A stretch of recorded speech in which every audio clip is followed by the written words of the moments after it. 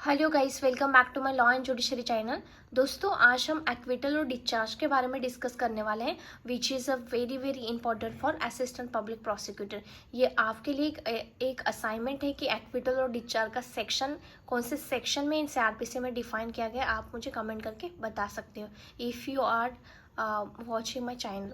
तो यहाँ पे क्या होता है, a verdict of not guilty in a criminal trial which means the accuse is clear of all charges and can not be retry for the same offence. यहाँ पे वो अक्यूज जो होता है उनका वर्डिक्ट आ जाता है कि वो नॉट गिल्टी है और उसको सारे चार्जेस जो भी लगाए जाते हैं अक्यूज के ऊपर वो क्लियर हो जाते हैं और उसी सेम ऑफेंस के लिए उनके ऊपर ट्रायल नहीं चलाया जाएगा, मतलब retried for the same offence नहीं किया जाएगा। बट डिस्चार्ज का मतलब होता है a release from a legal proceeding without a formal finding of guilty which means the accuse may still be charge for the same offence in the future. यहाँ पे क्या होता है, सबूत कुछ मिले ही नहीं है, उसके वजह से उनको डिस्चार्ज किया जाता है। बट यहाँ पे फाइनल डिसीजन नहीं होता, उनको अगर चार्ज बाद में भी वहाँ पे मिल चुके तो इन फ्यूचर में उनके ऊपर चार्ज लगाए जा सकते हैं। सेकेंड पॉइंट कहता है typically occur after a trial. जो नॉट गिल्टी वाला ऑफेंस है वो क्या होता है, आफ्टर ट्रायल वो साबित हो जाता है, but can occur before a trial. ये ट्रायल कंडक्ट करने से पहले ही आपको डिस्चार्ज किया जाता है जो भी अक्यूज होता है उसके लिए।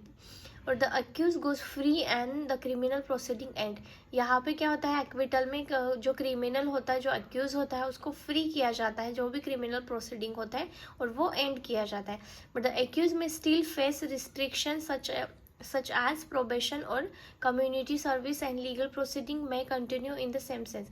यहाँ पे क्या होता है, उनको पूरी तरह से क्रिमिनल प्रोसीडिंग से एंड नहीं किया जाता, यहाँ पे स्टिल उनके ऊपर कुछ रिस्ट्रिक्शन लगाए जाते हैं, जैसे कि प्रोबेशन और community service and legal proceeding में continue in the same cases, वहाँ पे कंटिन्यू हो सकती है।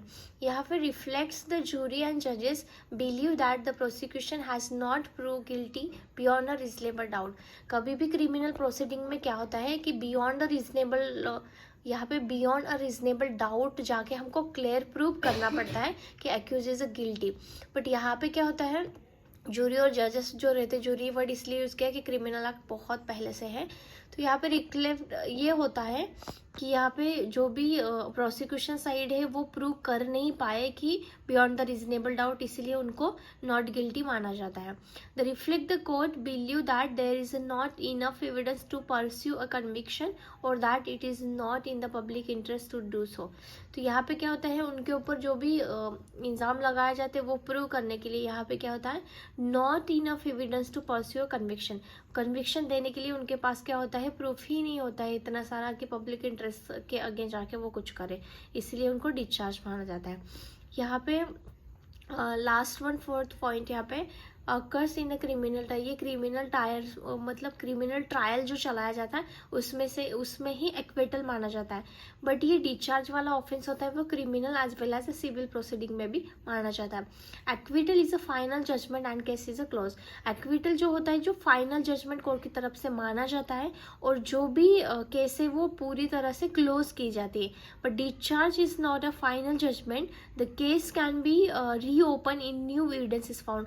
अगर कोई भी नए एविडेंस अगर आपके खिलाफ, मतलब जो अक्यूज होता है उनके खिलाफ अगर पाए जाते हैं तो यहाँ पे केस को क्या किया जाता है, रीओपन किया जाता है। इसीलिए हमको यहाँ पे बताना पड़ता है कि discharge is not the final judgement होता है, वो कभी भी अगर आपके खिलाफ, मतलब जो भी अक्यूज है उनके खिलाफ अगर सबूत मिलते हैं तो केस क्या होता है, रीओपन किया जाता है अगर वहाँ पे एविडेंस मिले तो।